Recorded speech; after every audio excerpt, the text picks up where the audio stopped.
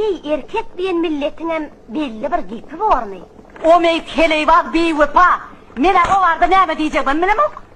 Neyme diyseniz men ballan sizin tanıysınız yani sizin tanağım o.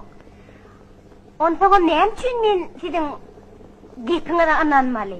Aladağınız için sağ olun. Tanımayan bilmeyen adamın neyin durmuşu çıkacak?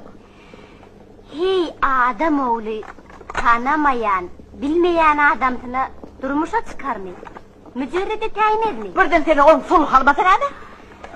Tağamı men balyalı bisiriyen.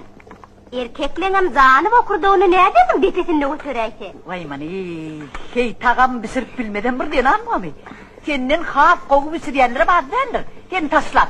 Şolun bir yerine kaçmanı hiç tatlıda gördün. Erkeklerin maksadı bizi kulağına etmek, ezmek. Sen şunu düşünüyorsun. Vay, men kırnak